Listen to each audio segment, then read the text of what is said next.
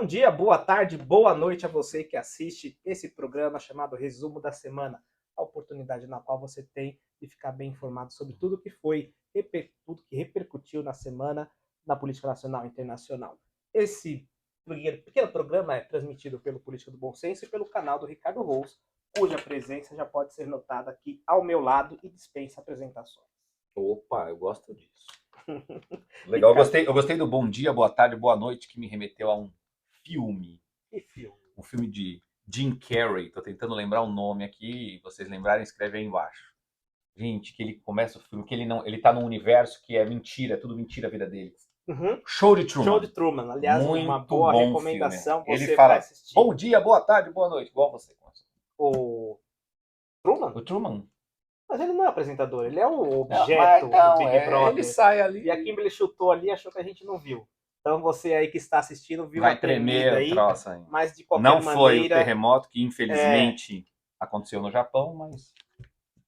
Enfim, fica aí você que assiste o nosso resumo da semana de final de semana. Assista também o Show de Truman, um ótimo filme, tá? Bora. Ricardo Rous, hoje é dia de pauta cheia. Bora. Pauta complicada, então vamos começar logo. Quando ele fala assim, quer dizer, Ricardo Rous, não fale muito. Eu também gosto, então a gente tem que então, ficar tá bom. 20 minutos. Vou ser conciso, doutor, como queira. Então vamos lá. Vocês perceberam que estamos em abril, né? Uhum. E todo mês de abril o MST faz o chamado Abril Vermelho, que é, vamos dizer assim, eles querem chamar a atenção para o massacre de Carajá, que aconteceu lá, se não me engano, de 80, e também a necessidade da reforma agrária. E como eles fazem isso? Invadindo a terra dos outros. Invadindo a terra dos outros. Ou a nossa, no caso então, das terras públicas. Até no dia 15, 24 ocupações, que eles chamam de ocupações, a gente chama de invasão, enfim, 24 ocupações já aconteceram em 11 estados. Sendo que em Goiás, que tem uma força do agro muito forte, o Caiado diz que vai retirar todos. Boa, Caiado. Né? E a Câmara, em resposta, aprovou a urgência, não foi o PL ainda, foi a urgência, ou seja, o projeto passa da comissão, ia passar na comissão de direito agrário, etc., direto para o plenário para discussão. E correto. O que diz esse projeto de lei? Você quer invadir? Não tem problema. Porém, se você for identificado como invasor de terra rural ou imóvel urbano, porque existe uma emenda para colocar o imóvel urbano também, você poderá ficar sujeito à exclusão de benefícios do governo federal, como o Bolsa Família e o Bolsa Verde, no caso do MST. Esse projeto, como eu disse, teve a urgência aprovada e vai ser discutido, então, já no plenário. Direto no plenário da Câmara. Exatamente. Boa, doutora. Vou fazer comentários hoje mais curtos, mais concisos, pelo menos eu quero. Vamos lá. Primeiro ponto. Interessante que essas invasões do MST, esse Abril Vermelho, aí acontece sempre nos governos da esquerda, porque nos 4 anos de governo de Jair Bolsonaro, quase que eu não ouvi falar em governo, como é que é? Em Abril Vermelho, e nem outra grande, menor quantidade de invasões do MST foi durante o governo de Jair Bolsonaro. No governo Lula, ou no governo Dilma passado, no Lula 2 ou no Lula 1, os números de invasões são imensos. Então parece que há ali uma certa benevolência, uma passada de mão, uma passada de pano com esse troço de invadir terra, que eu acho isso um absurdo. Eu não sei como é que a gente, enquanto sociedade, aceita essa... Na minha opinião, é crime. Dá para listar alguns aqui dos crimes que eles cometem. Com relação ao projeto de lei que foi direto para o plenário, porque ele teve o seu pedido de urgência aprovado, eu acho ótimo o projeto, porque o MST é um movimento que nem CNPJ tem, enquanto movimento, sim. Ok? Tem lá as suas outras cooperativas de base lá, que não são necessariamente quem faz o trabalho de invadir, esse é o nome, é invadir a terra pública ou privada, né? Ocupar. Tem um monte de mato para ser ocupado aí no interior, não sei das quantas, que ninguém vai. Só vai na Embrapa, vai nas terras que são produtivas. Enfim, eu acho ótimo o projeto, porque aí você consegue também responsabilizar a pessoa, que muitas vezes é manipulada, é usada sim por líderes do movimento, mas que ela precisa também ter enfim, alguma punição. Bom o projeto. Acho que nós tínhamos que ter atitudes mais enérgicas. Eu acho que isso era uma questão de realmente... prender mesmo, passar o rodo igual o Caiado disse que vai fazer, é o que eu acho. Se fizesse isso, por que eles não invadiam tanto no governo Bolsonaro? Porque tinham medo de que isso acontecesse, de que a lei fosse cumprida. Agora, no governo Lula, sabe que não vai ser cumprida. A polícia não vai sentar o cacete em todo mundo. Não estou dizendo que tem que ser assim, entende? Mas está invadindo, está cometendo um crime, meu, o que A polícia tem que aconteceria? agir, A ponto. polícia tem que agir, é para isso que existe a polícia. Enfim, sigamos. Bora para frente. Aham, 3 coisinhas, realmente não tem CNPJ, porque eles dizem que não é uma empresa, o que é um erro, porque lá no Código Civil tem as empresas e as associações, que são movimentos de pessoas para fins não econômicos. Então poderia ter sim um CNPJ. Pequeno detalhe aqui, quando eu advogava para uma empresa de defensivos agrícolas, ou agrotóxicos, como o pessoal gosta de falar, muitas vezes o MST invadia para quebrar os defensivos. E nós tínhamos que entrar com reintegração de posse. Contra quem? Por isso que não tem Contra CNPJ. ninguém, Desculpa. imagina, Por isso que contra não tem ninguém. CNPJ. O oficial de justiça ia para lá e ficava olhando, porque não tem um representante para citar. Enfim, deveria ter até para ter a movimentação financeira, controle, participação social de fato. Enfim, é crime ou não é? Que eu anotei aqui os pontinhos. Muito se diz que tem a propriedade, garante o direito à propriedade e ela tem que ter a função social. É isso que está na Constituição Federal. A alegação de que alguns imóveis são improdutivos, logo não cumprem a função social e aí eles invadem. Aí você tem pelo menos o crime de exercício irregular das próprias razões. O que é isso? Eu tenho um direito, mas o poder público fica inerte, aí eu mesmo vou lá e faço. Isso é o crime, pelo menos. Tá? Eu não sou especialista em criminal, então deve ter um crime de invasão próprio lá. Mas pelo menos esse, porque não é você que vai determinar o que é improdutivo ou não. Tá? E também aqui aquela falácia do MST, é a maior produtivo de orgânicos do Brasil, que não usa agrotóxicos. Dá uma olhada na CPI que teve do MST e o Zé Rainha, ele comentou, o Zé Rainha é o outro, que eu não lembro qual é o nome, que é um dos diretores do MST, mesmo que ela não exista, de fato, né? Comentou que sim, os acampamentos deles utilizam sim defensivos agrícolas. Então essas falácias aí é bom que os desmistifique. E a polícia, caso veja algum crime acontecendo, tem o dever de agir. Certo? Certo. Vamos lá, acho que a gente tá no tempo. Se continuar assim, a gente deslancha. Então, vamos lá. Certo. Próxima pauta que nós temos aqui, mais uma vez, não é novidade a ninguém, nós temos o direito à contribuição assistencial. Direito não, dever de pagar, e nós temos o direito de fazer a oposição.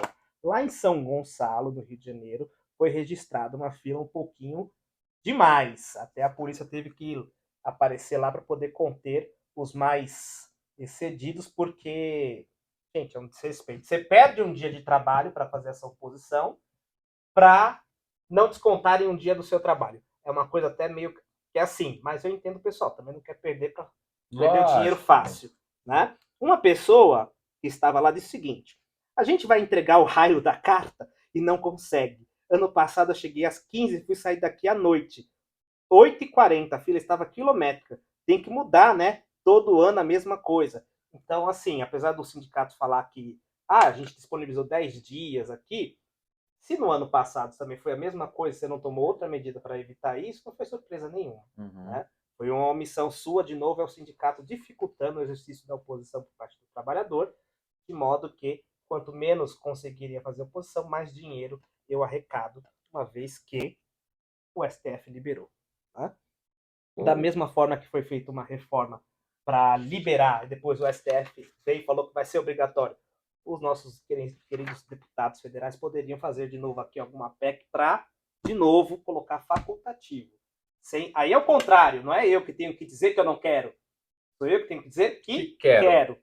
Exatamente. Danilo, esse é mais um dos absurdos brasileiros. Meter a mão no bolso do trabalhador, já não basta toda a carga tributária que o cidadão trabalhador paga no país, tem mais essa obrigatoriedade, de novo, mais uma vez, pelo Supremo Tribunal Federal.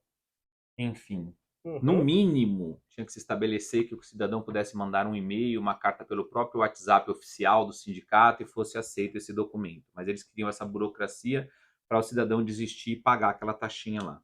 É só o cidadão tomando cada vez mais. E ano passado eu recebi algumas informações de uns amigos meus que trabalham na área trabalhista, não é a minha área que atuo, mas enfim, tem alguns que atuam nessa área, e eles disseram que, mesmo com a carta de oposição, alguns sindicatos cobraram. Primeiro que eles mandam a carta para sua empresa, falam, desconta da Kimberly. Você não vai descontar? É o sindicato que mandou. Aí descontou. Ela vai ficar pistola, que nem essa senhora aqui que falou do raio da carta, vai reclamar, cadê a carta de oposição? A pessoa já não sabe mais onde está. Ah, vai judicializar, vai chegar com o advogado, o cara vai olhar e falar, mas é R$ 20. Que honorários que eu cobro com esses R$ 20 aqui? Não vai conseguir judicializar e no final das contas, ó, a oposição e nada. É o Brasil, esse é o reflexo do Brasil. Tá? Eu tenho nada contra sindicato. Quer existir? A minha questão é obrigatoriedade. É isso que me mata. Você quer se filiar ao sindicato sem problema nenhum. Agora, tirar o meu dinheiro... Acho que a minha discussão é a mesma. O sindicato quer existir, existe. Se o cidadão acha que é importante para ele, que o representa, que vai o ajudar, ele vai voluntariamente se filia ao sindicato e paga a anuidade, a mensalidade, seja lá o que for. Mas não é assim que funciona. Se funcionasse assim, não estaríamos tendo a necessidade da obrigatoriedade de tirar o dinheiro do bolso do trabalhador. O trabalhador não quer. Essa é a realidade. Porém, os amigos do rei agora nesse governo querem. Então tudo vai ser convergente para que possam meter a mão no bolso do trabalhador. Lembrando que quando foi desobrigatório, né, a renda caiu 98%, ou seja, pelo menos 98% dos trabalhadores não querem. Isso. E 2% fizeram questão. Ótimo, olha que maravilha. Tem esse direito e deve fazer, deve 2%. Se organizar, pague. Outra coisa, a gente fica aqui em São Paulo, perto do Tietê, perto do Campo de Marte também. Todo 1º de maio, até 2018, pelo menos, não, o Temer que fez a reforma trabalhista. Então, até um pouquinho antes do Temer, era milhão e milhão de pessoas aqui, porque fazia aqueles shows gigantes, sorteio de carro, enfim. Depois dessa desobrigação, a festa mingou. Né? Por quê? Não tinha dinheiro. Só isso. Né? Mas, de novo, você quer fazer? Fica à vontade. Se você não quiser participar, eu não gosto dessa parte de obrigatoriedade. Até porque a Constituição diz que você tem o direito de filiar-se a uma associação ou entidade, caso queira. Mas o STF entendeu de maneira errada. Falando lá no STF, nós temos uma outra proposta que foi realizada aqui pela OAB, já recebeu muitas reclamações por parte de nós advogados, que é o seguinte: depois que o processo é julgado em primeira instância por um juiz, ele vai para o tribunal, certo? Em termos gerais é assim, vai para um tribunal. E antes de ter o tribunal, a gente tem um negócio chamado sustentação oral, sem as piadinhas, tá, gente? O que é isso? Isso foi para mim. Fiquem tranquilos aí, certamente eu faria um. Mas, enfim, estou julgando o caso do Ricardo. Eu, advogado, tenho o direito de intervir durante 10 minutos ou 15, dependendo do regimento interno, e falar, olha, excelências, esse caso aqui se trata disso, disso, disso. Ricardo é isso aqui, foi julgado pela Kimber por causa disso, disso. Eu explico mais ou menos, nesses 15 minutos, porque, na minha concepção, meu recurso tem que ser aprovado. Certo? O que acontece? Um excelentíssimo senhor ministro do Supremo aí, que também era do STF, que já está dizendo aqui o Alexandre de Moraes, que, diga de passagem, está envolvido em algumas polêmicas ultimamente, ele foi alvo de algumas reclamações por parte dos advogados que eles pediam a sustentação oral e o ministro falava, não. Por quê? Ele tirou da cabeça que não podia? Essa risada foi da cabeça, não foi? Fala a verdade. Tá bom. Ele tirou da cabeça que não podia? Não, ele dizia que o regimento interno da corte não previa a sustentação oral. Aí você fala, pô, mas a lei prevê, um regimento não prevê. Quem que prevalece? Na cabeça do Alexandre de Moraes, prevalece o regimento. Na cabeça de todo mundo, é a lei. Para evitar esse desgaste aí, a OAB falou, eu vou ficar mandando ofício, vou entrar nessa briga, faz uma PEC aí, agora é problema dos congressistas. E é exatamente isso que aconteceu. Eles fizeram uma PEC, que é uma proposta de emenda constitucional, prevendo o direito de fazer a sustentação oral, independentemente de previsão no regimento interno.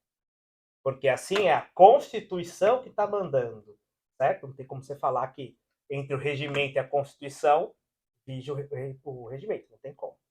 Então, fizeram essa PEC para que todos os advogados tenham o direito de fazer essas intervenções, independentemente do direito que está previsto no regimento interno. A OAB tem o direito de fazer a PEC, é uma legitimada para fazer pedidos de alteração à Constituição, porém, ela não altera, ela pede para o Congresso e o Congresso analisa agora no Congresso Nacional. Tem essa proposta. Então, eu acho que é uma... Gente, aí ela ficou conhecida como anti-Moraes. Anti-Moraes, eu ia falar agora. Tem essa PEC anti-Moraes, focada nos impedimentos do Alexandre de Moraes com relação aos advogados e as suas sustentações orais aí. Enfim, eu acho que tem que ser feita alguma coisa tem que acontecer, porque são vários limites que estão sendo ultrapassados aqui, não só o da sustentação dos advogados, isso ficou claro, tem alguns recortes de vídeos aí, acho até que você já também tinha feito um vídeo sobre isso no passado, não tenho certeza, ou se a gente conversou Já conversamos pessoalmente e aqui tal, no isso. Política do Bom Senso. Então você vê, tem muitos limites que estão sendo ultrapassados ultimamente pela justiça brasileira, em especial pelo Suprema Corte Brasileira, na minha opinião. Talvez essa PEC possa ser um começo de mostrar que falar, olha, não existe limites. Então, se não for por um caminho, vai por outro caminho que é o constitucional, o caminho correto. Levar para o Congresso Nacional, os parlamentares eleitos vão votar, podem aprovar essa PEC, uma vez constando na Constituição, fica claro o que vai acontecer. Enfim. Por outro lado, eu já vi falas por aí de que se criar algumas dessas legislações, o próprio Supremo pode entender ser inconstitucional, que é bizarro na natureza, na minha opinião. Mas, vejamos, nós estamos realmente vivendo momentos bastante complicados no Brasil. O Ricardo comentou aqui que é bizarro, porque existe a Constituição Federal. Se existe o copo que contraria a Constituição, ele é inconstitucional.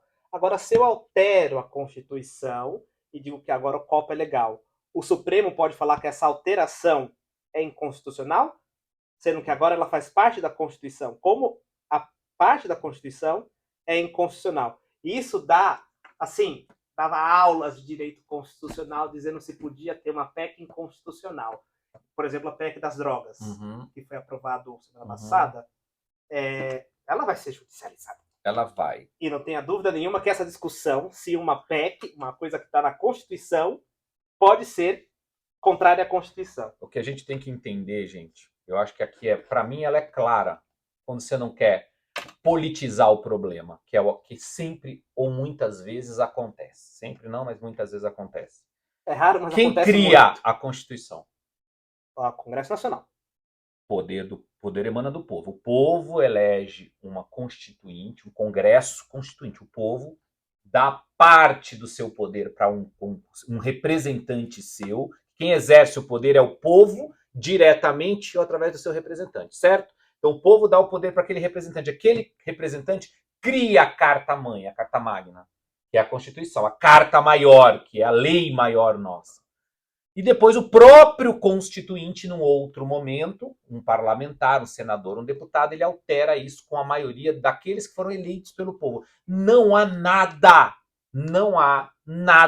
maior do que isso. Ponto. É o povo exercendo o seu poder através do seu representante. Lembrando que o Supremo Tribunal, que é supremo no que diz respeito à justiça, não é eleito pelo povo. Entende a diferença do poder do povo, de fato, ele está no Congresso Nacional e no Poder Executivo, que também é eleito. Mas o maior poder, para mim, inclusive ele vem primeiro na Constituição, é o poder legislativo, é o poder, a Casa do Povo. Então, se a Casa do Povo mudou a Constituição, acabou a conversa. Que se cumpra, não é assim isso que eu dizer? Cumpra-se. Cumpra-se. É isso, agora você quer politizar, para politizar dá pra gente falar tudo que a gente quiser. Uma vez eu vi um professor de matemática num quadro negro falar que 2 mais 2 não eram 4. E ele demorou lá 50 mil horas, mas chegou num raciocínio qualquer dele lá. Então você vê, no fim do dia, quando você quer politizar, você politiza. Mas para mim não tem lógica. Acho que existe a inconstitucionalidade em leis e a partir do momento que essa lei se torna uma PEC, uma emenda à Constituição, acabou. Mas, Ricardo, essa é uma discussão que tem na faculdade de Direito e assim, pega 3 aulas. Vamos embora. Não vamos tomar 3 aulas aqui, não. Já foi. Mas eu concordo, tá na Constituição, acabou. Alterou, acabou, gente. Agora é um novo regulamento. Isso, a nova regra. Exatamente. Mesmo que o Supremo já tivesse uma decisão, agora que a Constituição mudou, é uma nova decisão. Vamos seguir aqui.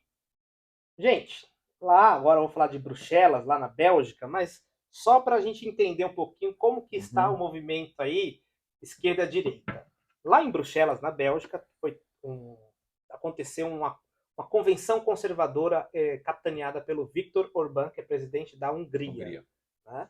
E vocês sabem que lá na Europa, a parte que eles chamam de extrema-direita tem aquelas pautas de anti-imigração e antipolítica de gênero, por exemplo. né?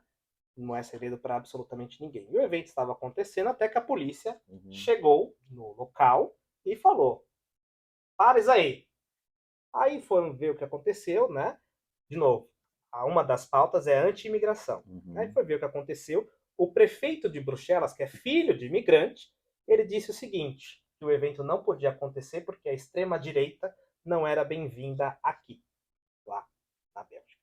Em Bruxelas, que fica bem perto da União Europeia. A União Europeia fica lá, a sede na Bélgica, me confundi completamente. A União Europeia tem a sede que fica em Bruxelas, na Bélgica. Então, aí o que eu digo é o seguinte: você pode discordar de um movimento, totalmente discordo, acho horrível, mas eu posso cercear o direito dessas pessoas falarem? Eu peguei essa pauta aqui, mas para a gente discutir isso, a questão da liberdade de expressão, até porque daqui a pouco a gente vai falar, claro, das discussões lá do Alexandre de Moraes que o Congresso Nacional Americano expôs, né? Mas o que eu quero dizer exatamente aqui, imagina fosse uma reunião do Foro de São Paulo e o prefeito falar: a extrema esquerda não é bem-vinda aqui, e descesse o cacete nos que estavam no Congresso Nacional, no Congresso, não é conservador, no caso seria o Congresso de esquerda. Não, né? Por mais que você discorde, pelo menos é o que eu penso, você não pode cercear as pessoas de falarem. Por mais que a ideia seja estúpida na sua ideia, você acha que aquela ideia é estúpida, ainda assim eu acho que a melhor forma é deixar ela ser dita, porque as pessoas vão perceber que ela é estúpida. Se você cerceia, você tenta esconder, primeiro tem aquele efeito chamado Barbra Streisand, você já ouviu falar? Uma vez um site, um blog no início da internet, publicou Casa dos Artistas, aí foi publicando, essa é a foto da casa da Cher, essa é a foto da Madonna, essa da casa da Madonna, essa é da Barbra Streisand, que era uma cantora. Barbra Streisand.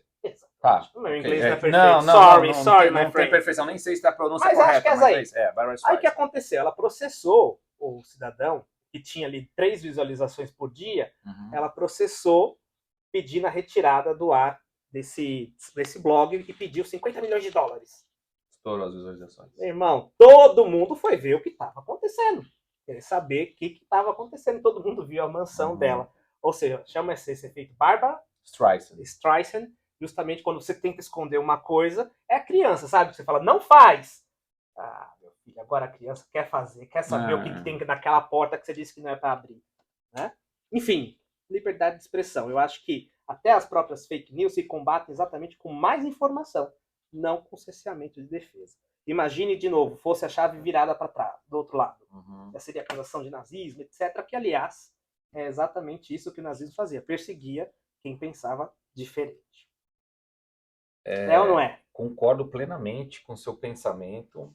Acho que o que não cabe na liberdade de expressão são crimes, e o crime é tipificado. Ok? Então, você entende que determinada coisa deva passar a ser ilegal, ou seja, não é bem quista, não deve ser praticada por uma sociedade, então os representantes daquela sociedade, no Congresso Nacional daquele país, aqui no caso Bruxelas, no caso Bélgica, devem discutir, votar e aprovar que aquele determinado comportamento passa naquela sociedade a não ser benquisto, a ser ilegal. Se isso não aconteceu, acabou, porque para mim tudo está dentro da liberdade de expressão. Assim como você não pode ofender as pessoas na rua nem online, porque aí é um crime. Você não pode ser racista na rua nem em lugar não, porque é um crime, entende? Já existe essa tipificação. Não é crime determinados comportamentos você acha que deve ser, então vá fazer o rito legal para que isso passe a ser um crime. Aquela sociedade toda é mobilizada e a maioria dos membros daquela sociedade, através dos seus representantes, vão entender que aquilo ali é ilegal. E aí passa a vigorar o espectro jurídico daquela sociedade. Se não é o caso, para mim está dentro da lógica da liberdade de expressão, deve ser respeitada, a pessoa tem que ter o direito de fazer. Acho isso aqui muito além. Primeiro que agora, tudo que não compactua com a esquerda é a extrema-direita. Não existe mais o centro, não existe mais a direita, não existe mais o pensamento divergente. Existe extrema-direita. Porque eles acreditam que falando extrema-direita estão colando essa pecha de nazista. interessante é que o nazismo era Partido Social Alemão. É uma loucura, mas tudo bem. Aí, de novo, aquela direita, esquerda, enfim. Mas essa, para mim, é a lógica. Para mim, o limite é a lei. Uhum. E outra coisa, você comentou uma coisa interessante aí, que é tudo extrema-direita, né? Muitas vezes a gente fala, pô, considera-se a direita, mas depois você fica pensando que eu penso tal coisa. Se eu começar a pensar aquilo demais, ou seja, ir pro extremo, eu vou defender nazismo, tipo, não é isso que eu quero. Então, coloca exatamente esse termo extrema, justamente para desqualificar. E isso não é legal. Não. E, de qualquer forma, todo extremo é ruim, tanto de um lado quanto do outro. De novo, posso achar também que não é bem-vinda essa ideia, mas violar e proibir, principalmente na Europa, que tem a região do euro, né? A zona do comunidade europeia, e fica justamente em Bruxelas. Ou seja, ali é o centro das discussões. Tanto que estava o Orbán, se não me engano, a Meloni também estava, e um inglês cujo nome eu não me lembro, mas também foi um dos autores do Brexit. Então, era a galera de direita mesmo. Mas eles também têm o direito de participar do ambiente. Inclusive, são líderes nos seus respectivos países, que muitas vezes compõem a União Europeia. Ok? Tem o direito, a discussão. Imagina, eu falei aqui que o Viktor Orbán era um dos participantes. Ele é um membro, portanto, da União Europeia. E aí o prefeito de Bruxelas fala, você não é bem-vindo aqui. É a mesma coisa que os Estados Unidos falar na ONU, rejeitar um líder de algum país, dizendo que os Estados Unidos não gostam do seu país. E proibir que ele vá para a ONU. Eu acho até que o exemplo tem que ser melhor, porque o prefeito de Bruxelas é o prefeito de uma cidade, não representa a Bélgica, não representa o país. O país faz parte da União Europeia. Não necessariamente. Óbvio, como Bruxelas fica na Bélgica, a capital em especial, ok, mas entende o que eu estou tentando dizer? O prefeito é como se o prefeito de São Paulo quisesse dizer que determinada autoridade ou determinada linha de pensamento ideológico não é bem-vindo no Brasil. O prefeito de São Paulo cuida de São Paulo. Quem cuida do Brasil hoje é o Luiz Inácio Lula da Silva. Mas é o presidente Lula. Então, entende a diferença? Cara, nós estamos vivendo um tempo muito bizarro, Danilo. Muito bizarro. A mesma conversa. Muito bizarro. A Constituição belga garante a liberdade de expressão e reunião pacífica desde 1830. Acabou. Eu estou apontando para cá onde está o computador, mas é aqui. Vetar reuniões é inconstitucional e ponto final. Acabou. Isso foi dito pelo premier belga. E acabou. O cara que, de fato, é quem tem que cuidar. Ou seja, o prefeito de Bruxelas... Você tá lá de boa, daqui a pouco alguém liga e fala, então, tem um problema aqui. O que foi? O prefeito tá proibindo o negócio, agora você tem que fazer uma declaração. Fala, tá querendo, dá vontade de... Eu fico mal com os meus pares ou eu fico mal internamente? Isso. Puta, problema à toa. E depois você vai ver que o prefeito talvez seja até pré-candidato em alguma caminhada aí maior. Querendo aparecer com a galera lacrar. Sigamos, que o tempo é curto. Falando em lacrar. Né? Quem tá lacrando aí? Não, eu não sei se é lacrar. Para mim, eu não vi problema nenhum, mas muita gente disse que era uma lacração. Vocês estão vendo esse mapa mundi aqui atrás de vocês e vocês vão olhar e falar, ué, tem alguma coisa não errada, mas diferente. Aí você vai ver que o IBGE lançou o Atlas Geográfico Escolar, tá, de 2024.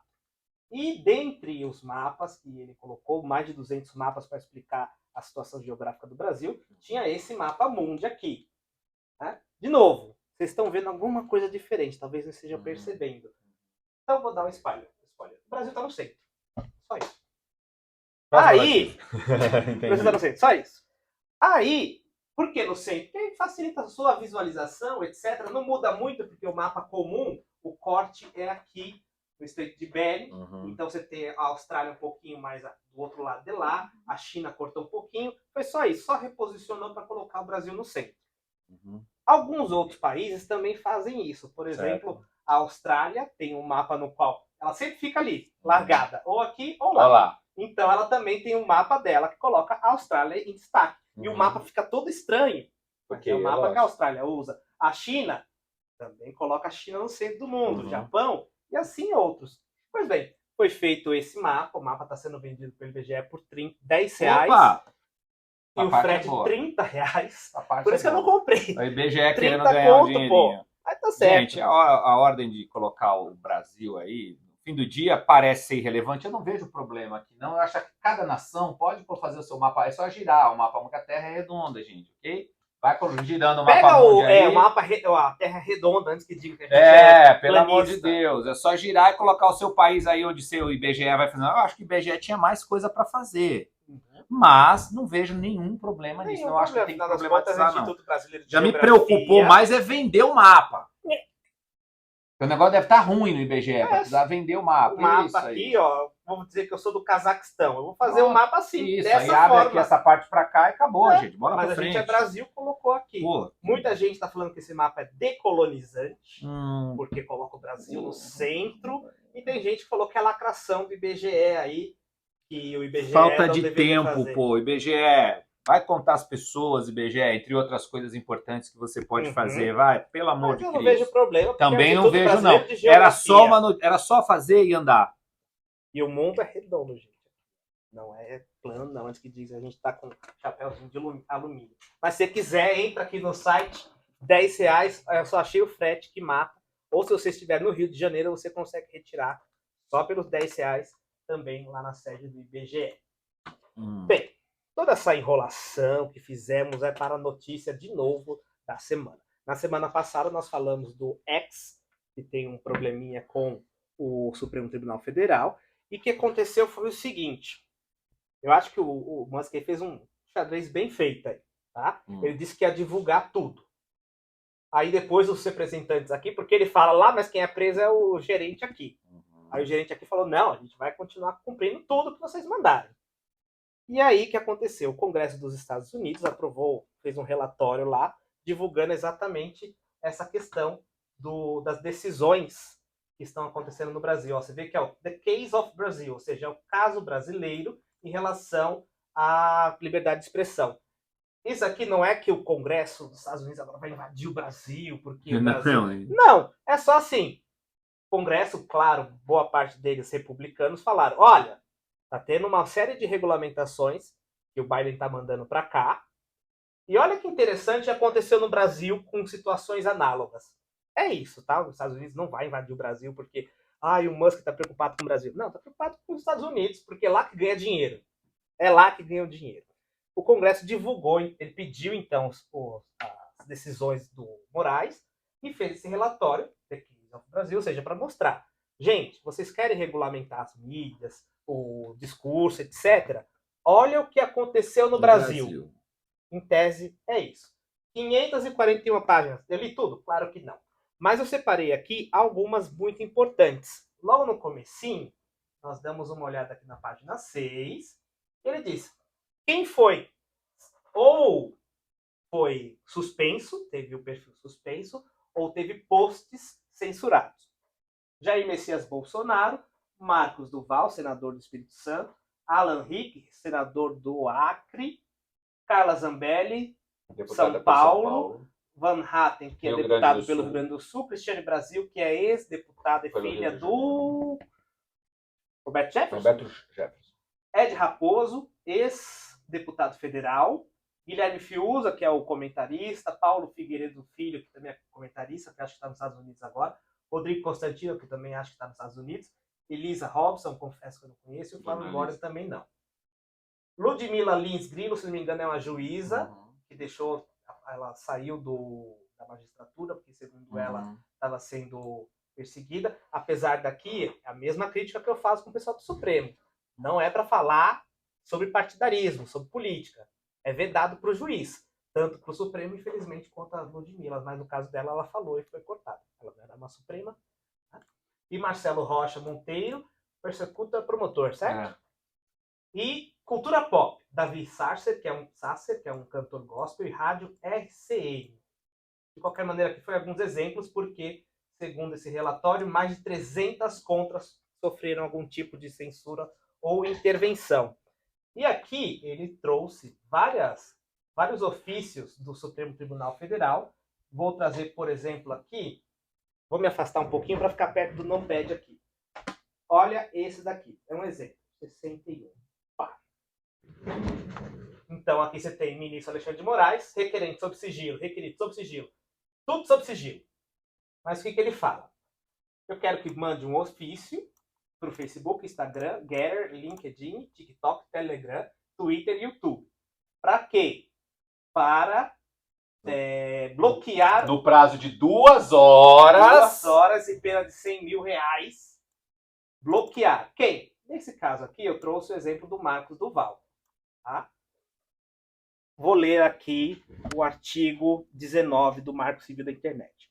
A ordem judicial de que trata o caput deve conter, sob pena de nulidade, a identificação clara e específica do conteúdo apontado como infringente.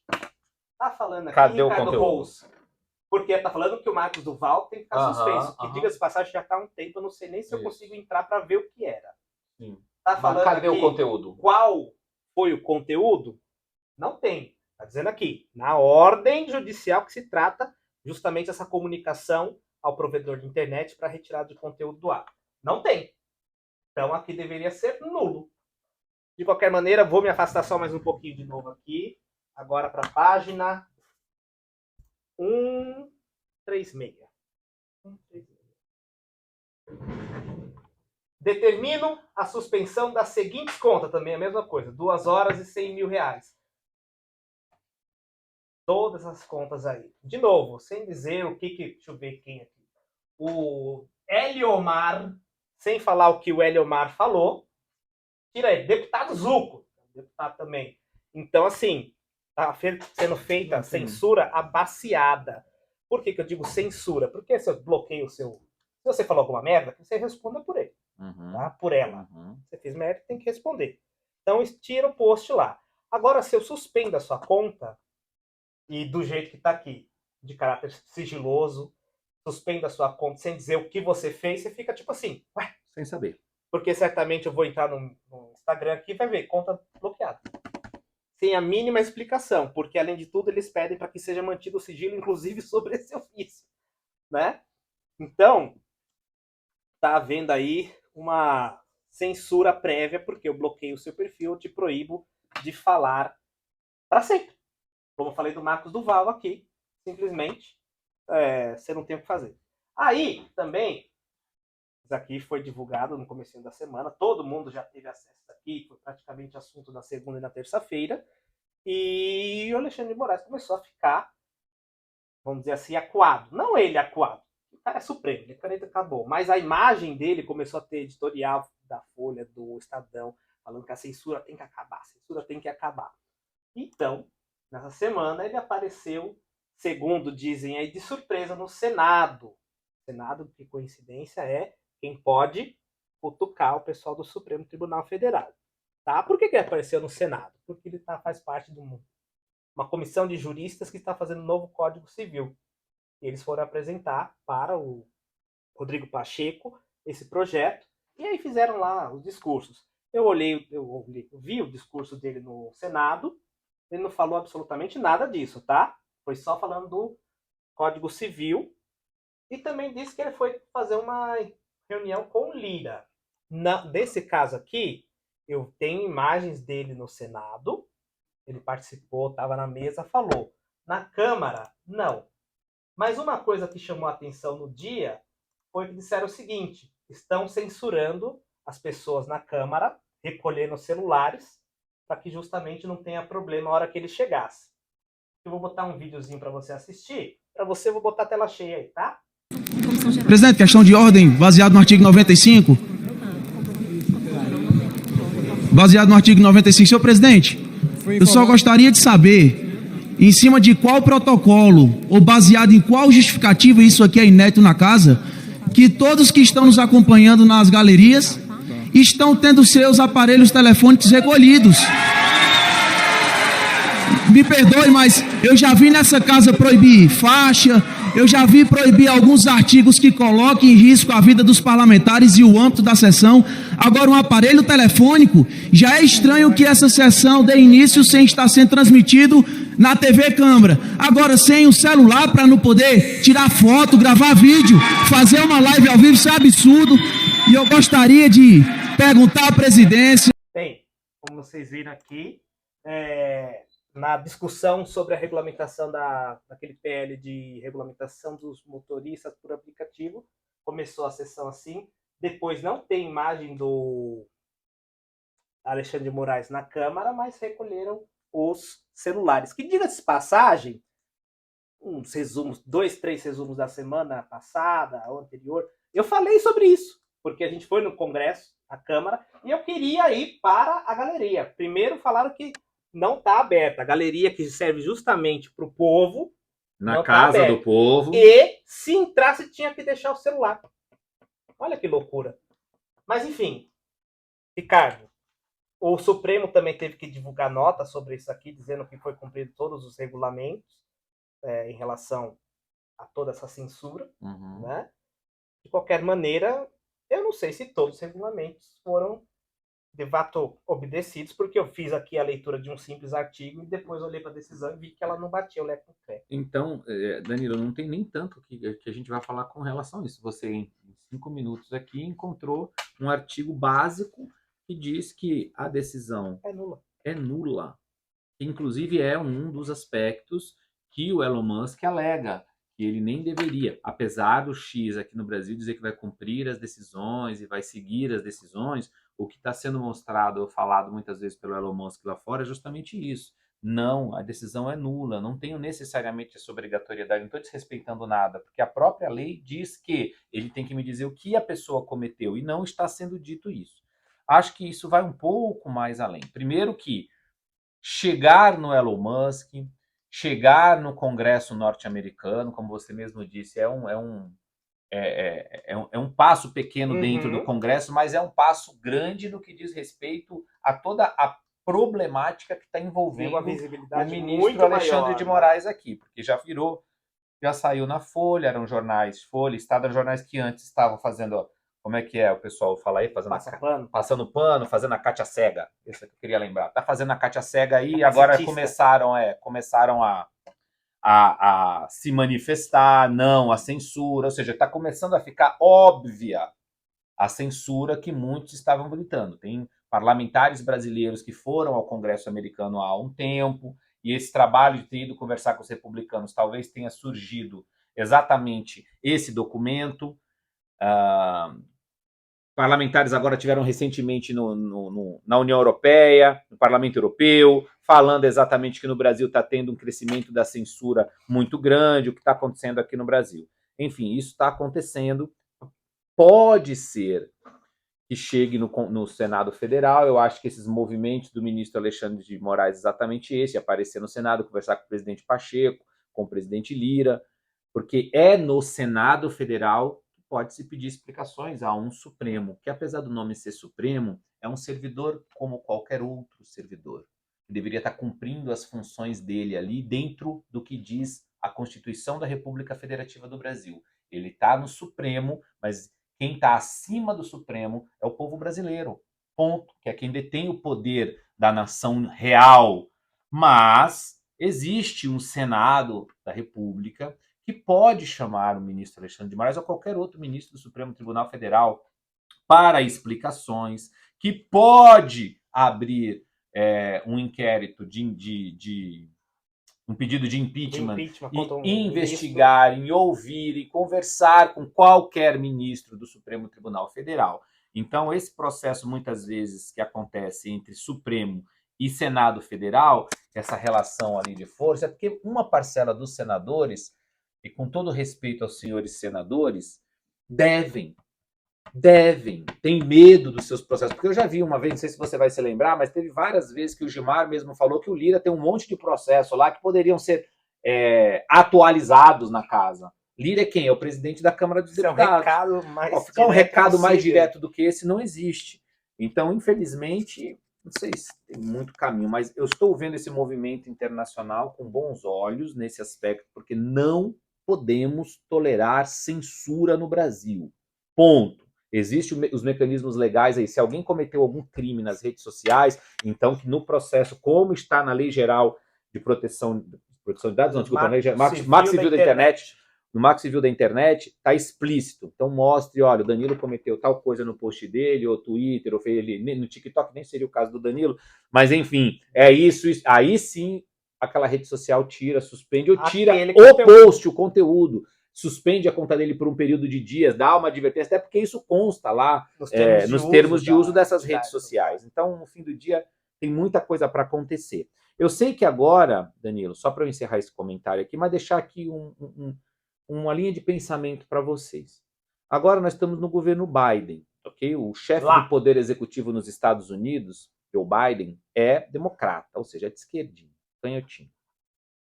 Uma parte do Congresso americano não, que é essa parte que se manifestou, ok? Está falando, ó, o que está acontecendo no Brasil, ó, o que está acontecendo no Brasil. Só que esse ano de 2024 tem eleições presidenciais nos Estados Unidos. E nos Estados Unidos, quem está hoje como favorito para ganhar as eleições não é um democrata, é o republicano Donald Trump, que já foi presidente. E o Donald Trump já é mais pró a liberdade de expressão. Então, com esse dossiê que está se montando no Congresso, se hipoteticamente, vamos fazer aqui um exercício de futurologia. Vamos imaginar que o Trump vença as eleições. Nós já tivemos braço direito do Trump aí, que foi parado pela Polícia Federal aqui, quando voltava de um evento no Brasil, tomou uma canseirinha lá. CPAC, né? Isso, CPAC do ano passado, que é um evento conservador que aconteceu no Brasil, tem nos Estados Unidos, mas esse foi no Brasil, ele veio ao Brasil, participou do CPAC, quando estava voltando no aeroporto de Guarulhos, tomou ali uma canseira da Polícia Federal, próximo ao presidente Trump. Se o Trump ganha as eleições, e se a gente tem um parlamento americano mais conservador, mais republicano, uma maioria que pode ser formada ali pela base do Trump, aí esse documento que diz olha o que está acontecendo no Brasil, ele pode começar a ter um peso para se tornar um documento no futuro de sanções ao Brasil. Porque então o Brasil já não é uma democracia ampla, já é um país que começa a ter restrições ao direito de liberdade. Então vá começando a somar, colocar as pecinhas ali naqueles quebra-cabeça ali, que você vai chegar que não estamos longe. Nós estamos em abril, final de abril, caminhando para o final de abril. As eleições americanas são no final do ano, no comecinho do ano que vem, toma posse o novo presidente.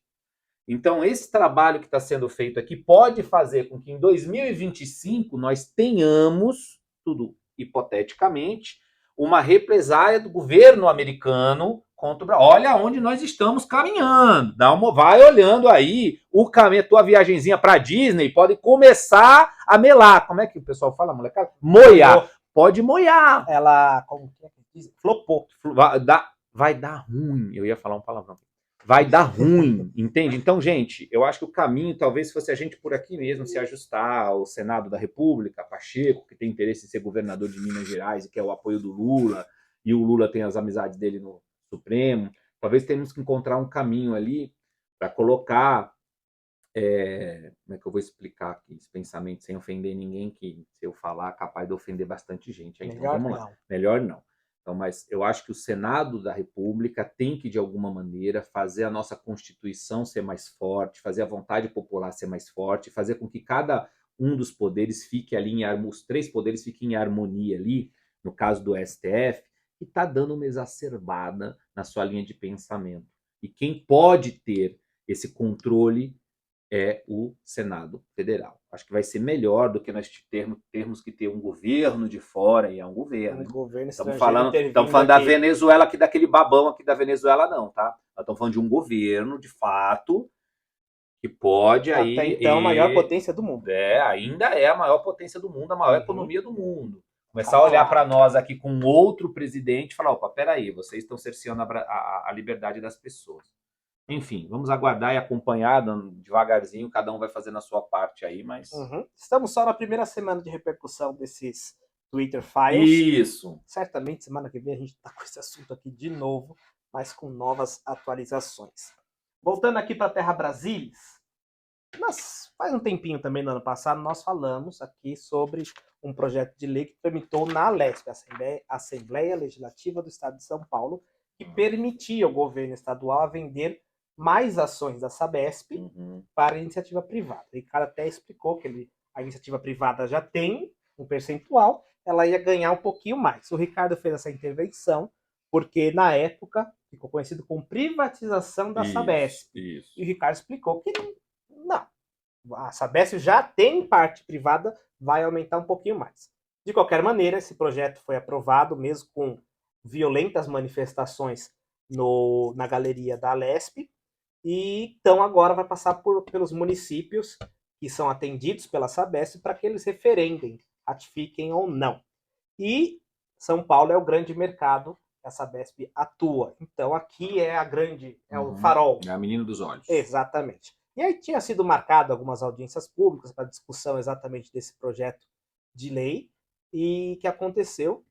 Dizem que foi um pouco na surdina e foi aprovada uma emergência, não, como diz, prioridade para que urgência, exatamente. Urgência do projeto para discutir direto no plenário, esquecendo as audiências públicas, né? Então pode ver aí que vão judicializar essa questão também. E foi aprovado por 36-18. Né?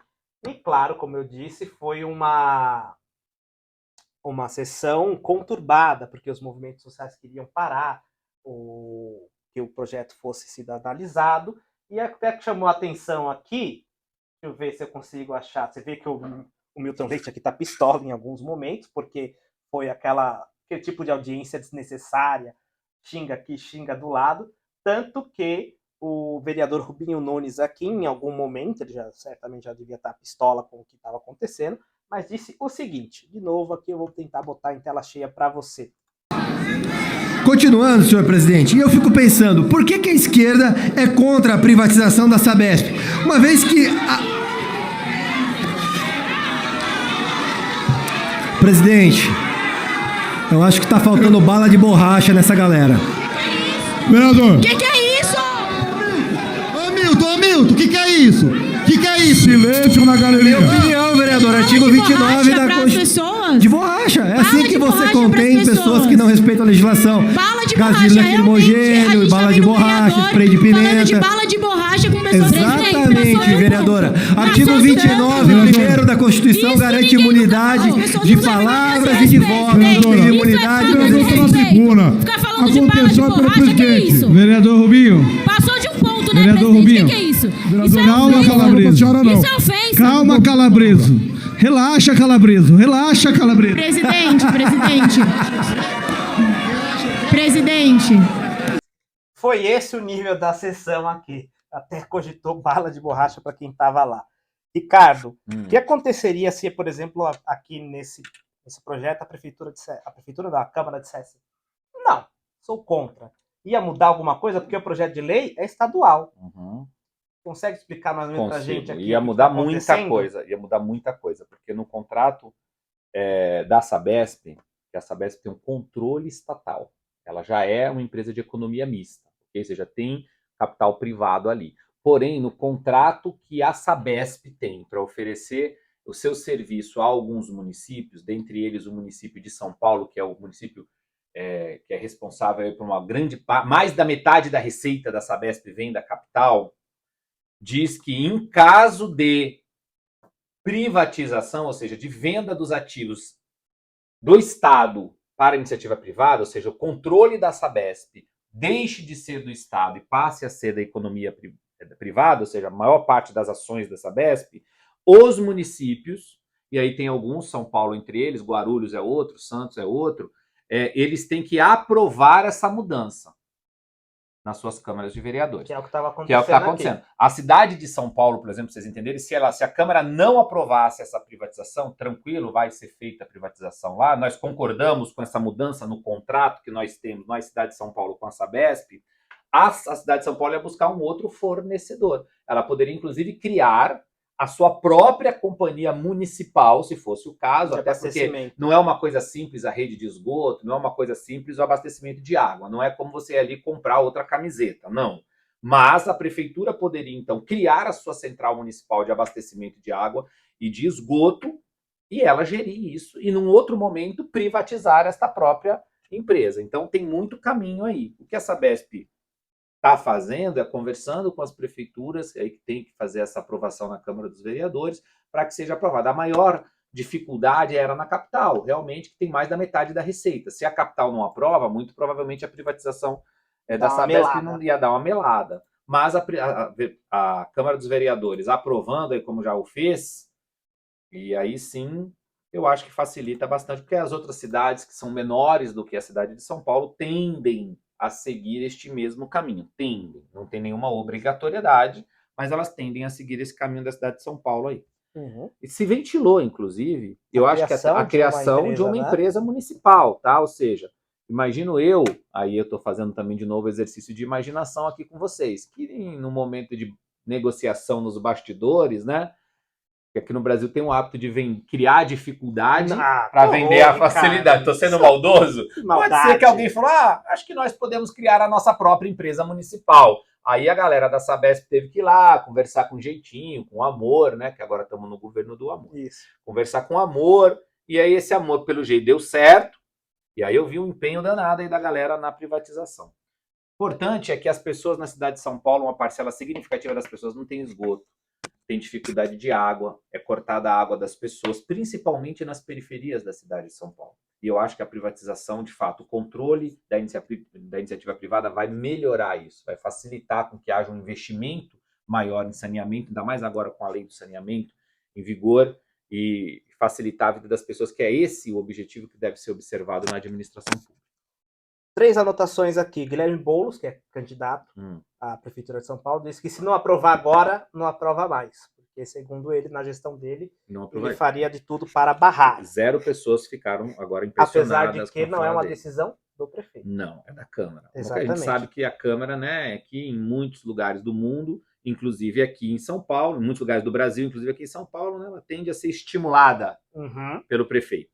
Segunda anotação. Esse foi o nível aí da discussão lá na Sabesp. Aqui você tem o Rubinho Nunes e o Pavanato, se não me engano. Lucas Pavanato, que pega o celular e fica lá confrontando pessoas na Paulista. Para mim isso não faz nenhum sentido. E parece que pra moça também não, hein? E a moça ali não se deixou ser confrontar, não. Então foi assim. Feio o negócio. É feia essa discussão. Terceira anotação aqui, Ricardo, nós comentamos no resumo, acho que no último resumo da semana do ano passado, quando falamos do orçamento que São Paulo tinha destinado. Na época, nós estamos falando daquele domingo sem tarifa zero. E estávamos comentando lá do orçamento e tinha realmente uma verba destinada à criação de uma empresa de saneamento básico da cidade. O que eu pergunto é, realmente, eu não sei, tá? Você que é a pessoa gestor público aqui. O que acontece com esse dinheiro? Ele pode ser remanejado no orçamento. O orçamento, o prefeito tem liberdade para fazer alguns reajustes. Provavelmente a previsão, que também, veja bem, quando a gente aprova um orçamento, a gente está aprovando uma previsão orçamentária, onde o dinheiro está na conta. Entendeu? Assim como contando você... com o ovo lá Isso, mais ou menos isso. Então, é uma previsão orçamentária. Então, se colocou ali a previsão de alocar recursos na criação dessa empresa. Não optando por não criar empresa, esse recurso, a previsão em se concretizando, em esse dinheiro entrando através do IPTU, do ISS, de todos os outros tributos, aí sim o prefeito, que é o chefe do Poder Executivo, quem pode fazer o remanejamento disso, remaneja essa verba para uma outra área qualquer. Lembrei de um vídeo do Porta dos Fundos que fez exatamente isso. Tá sobrando 50 milhões aqui. Aí o deputado fala, como assim sobrando? Não pode. Não pode. Se sobrar, a gente tem que devolver. Dar um fim. E é o que vai acontecer aí. Sobrar não vai. Fica tranquilo aí. Não vai sobrar. Caramba, vamos continuar aqui. Nós tivemos, voltando para Brasília dessa vez, a CCJ do Senado aprovou uma PEC 10 de 2023, que ela vai agora para plenário, e que diz a PEC 10 de 2023. Ela diz o seguinte, que juízes e promotores vão receber um aumento de 5% para cada 5 anos de serviço. Então, eu estou há 5 anos na magistratura, 5% de aumento. Estou há 20 anos, 20% de aumento. Estou há 35 anos, 35% de aumento.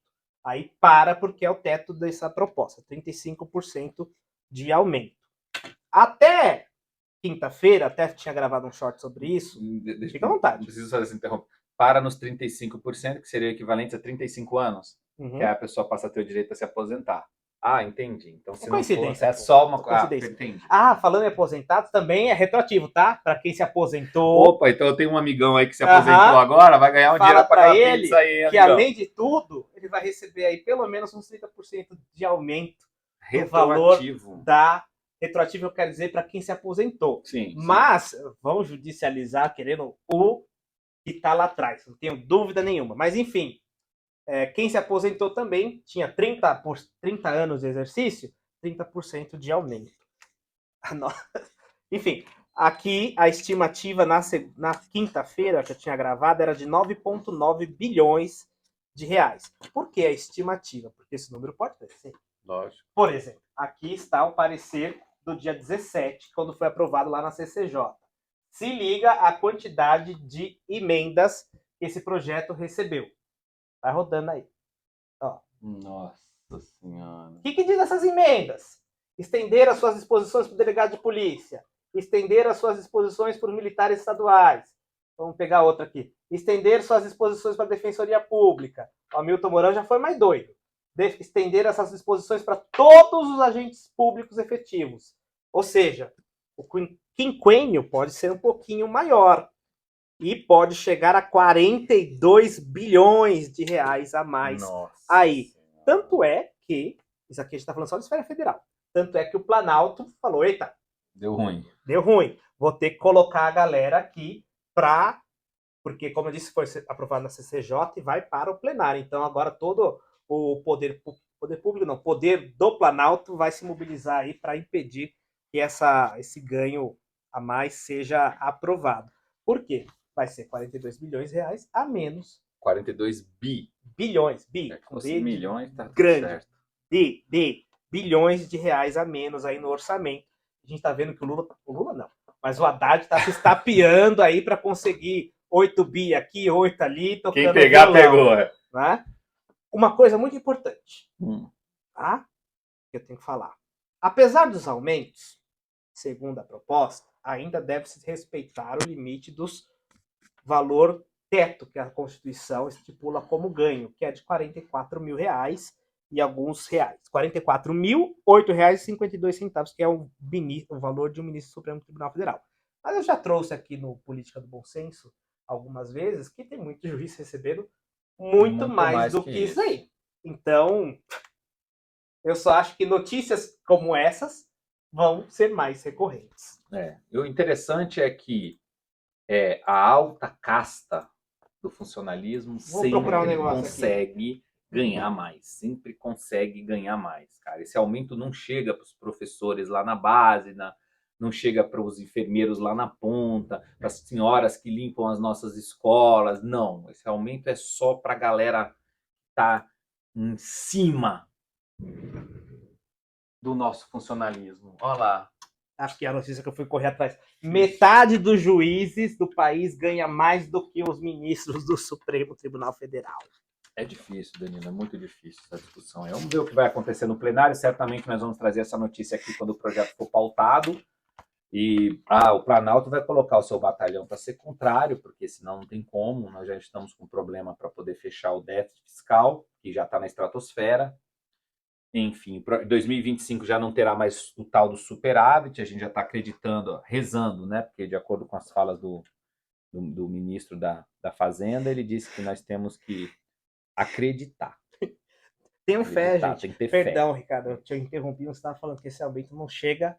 Não chega para quem precisa, Danilo. Não chega para quem precisa. Para merendeira, para o médico, para as pessoas que limpam os hospitais, para as pessoas que atendem. Essa galera que precisa do aumento não ganha esse aumento. Aliás, ele chega para o topo do funcionalismo recentemente público. A gente teve aqui em São Paulo o aumento dos professores, você lembra? Uhum. Acho que 2%. Alguma coisa assim.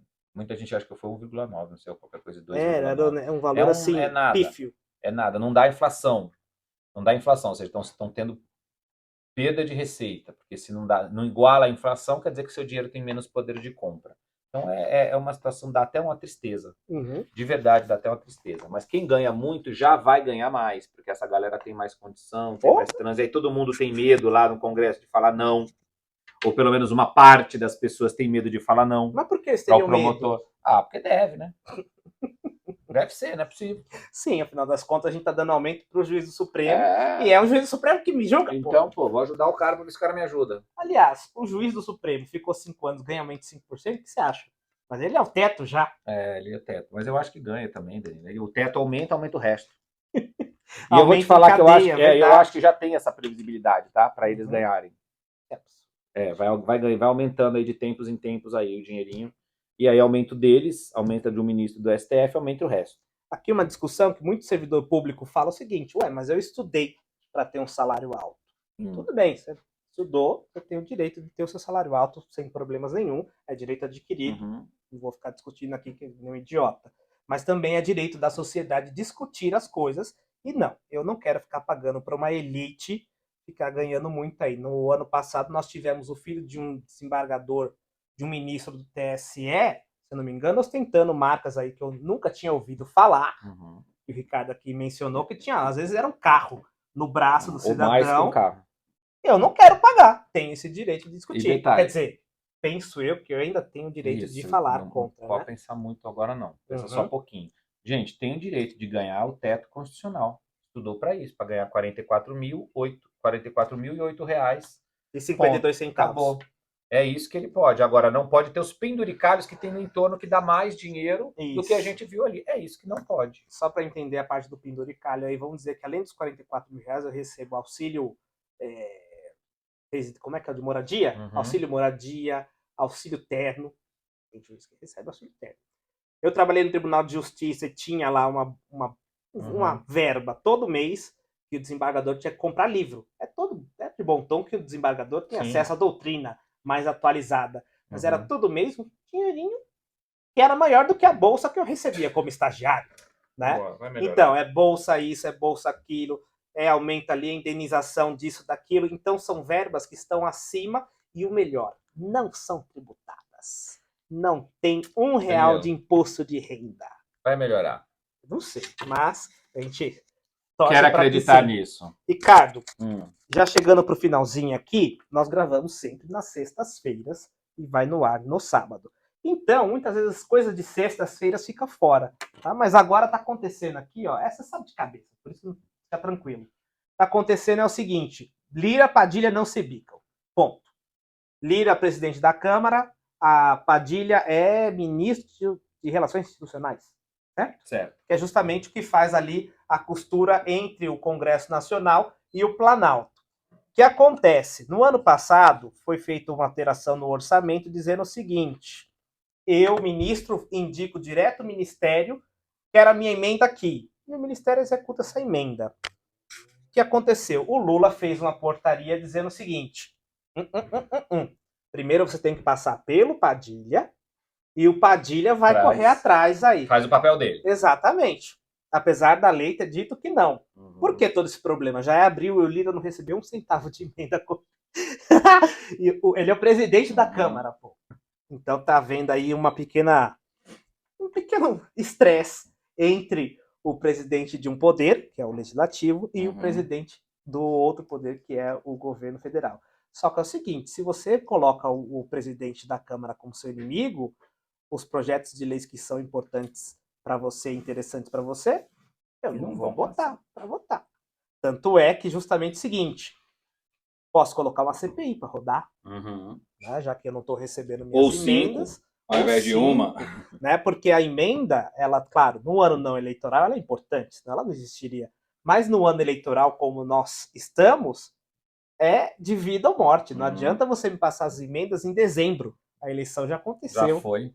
Então A tem pressão que passar toda é agora. a emenda agora. Então, justamente essa portaria aí está causando mais um estresse entre o Executivo e a Câmara dos Deputados.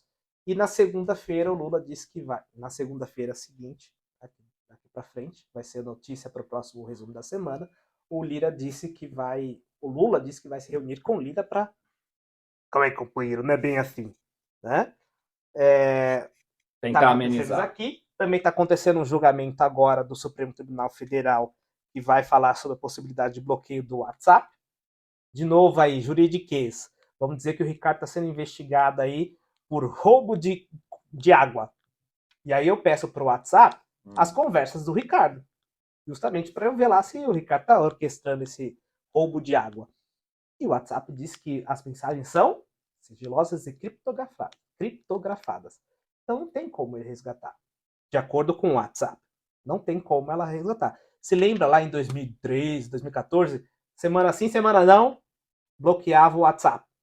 Então está sendo discutido isso agora no Supremo Tribunal Federal, agorinha, tá? E também essa semana teve uma outra questão aqui numa Câmara de Vereadores de uma cidadezinha pequena, eu vou colocar aqui, onde foi, que um vereador chamou o outro falou assim, para mim você é um louco autista, desliga o microfone desse louco autista.